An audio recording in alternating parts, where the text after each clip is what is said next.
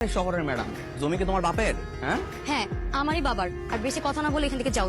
কানের নিচে একটা দিব না, বাপ সহ 14 কোষের নাম বইলা যাওয়া। মাইন্সের জমির বাপের জমি কেউ লজ্জা করে না? গ্রামের একটা অশিক্ষিত খ্যাত গাইয়া নেক্সট টাইম থেকে কথা বলার আগে 10 বার চিন্তা করবি তুই কার সামনে দাঁড়িয়ে কথা বলছিস। কার কতবার ভাবন লাগবো এটা তো আমি এখনই বুঝাইতাছি। একদম চুপ, এমন তো কিছু করিনি। আর কি করবো খালি দেখ। আরে, কোথায় নিয়ে যেতেছ? আরে, ছাড় আমাকে।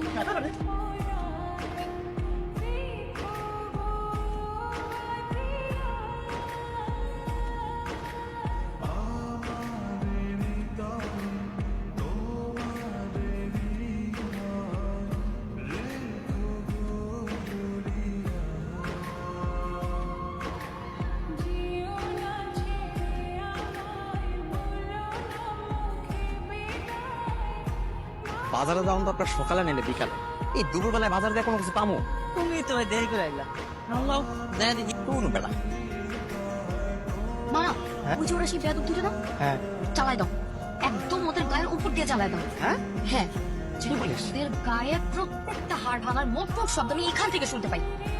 ঠিক আছে। চল।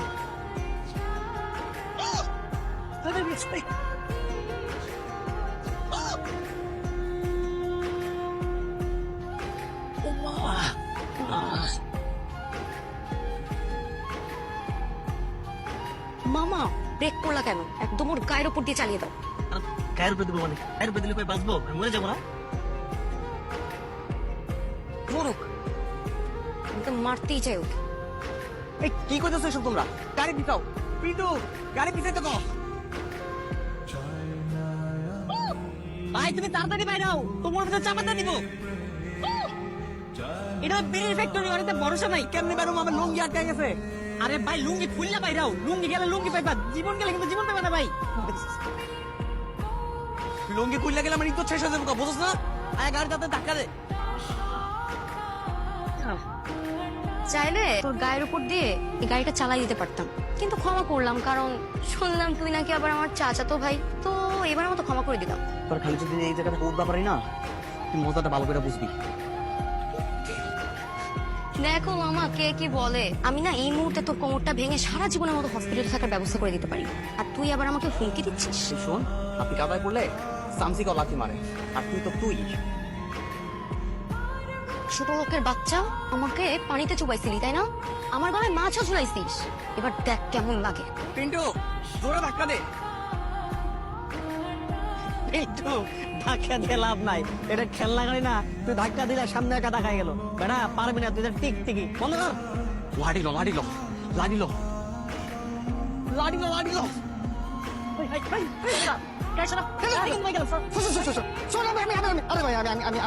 আমি পিছনে ব্যাক করতেছি, ব্যাক করতেছি।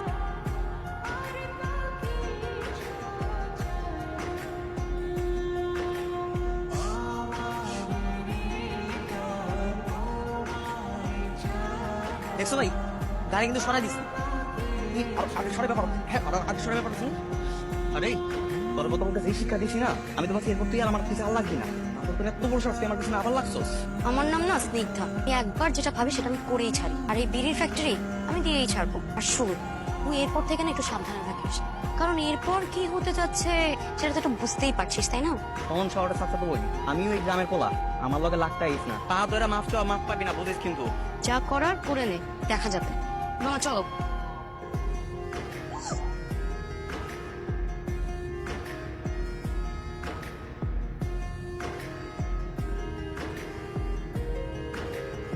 আরে দূরে দূরে করলি কে? হ্যাঁ আমার বাসানি বাদ দাও, ওপরে দূরে দূরে করলি কে? আরে ভাই আমি ভয় পাইছি না প্রথমেই, আরে ভয় পাইছি না।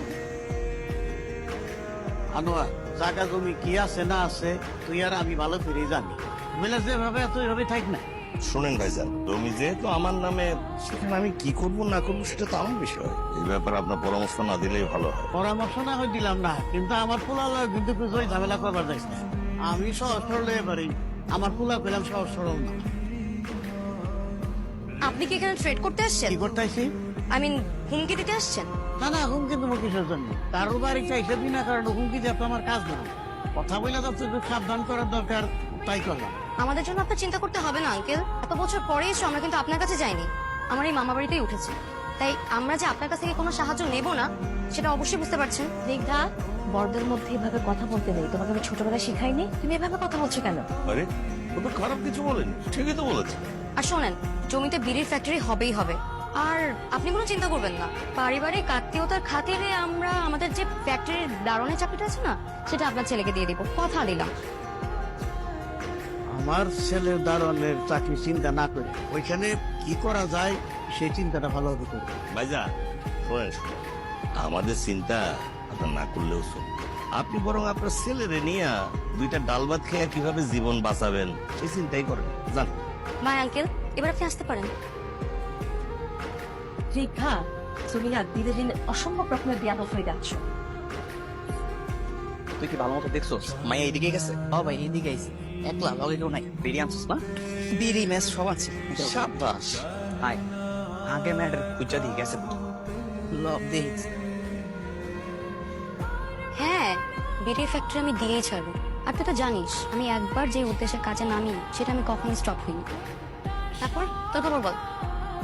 হ্যাঁ, তো পাইছি শহরের কাঙ্গালি রে, অনেক দেমাগ না তোর। আজকে তোরে কে বাঁচাইবো? তুই এখানে দেখ, এখন যদি আমার সাথে কোনো অসভ্যতামি করার চেষ্টা করিস না, আমি কিন্তু চিৎকার করবো। তুই এনে চিৎকার করলে আশেপাশে কেউ শুনবো না। আর যাই হোক, তোর সিলান লাগবো না, আমরা তো তোর লাগে একটা উপহার নিয়ে এসেছি। কিসের উপহার?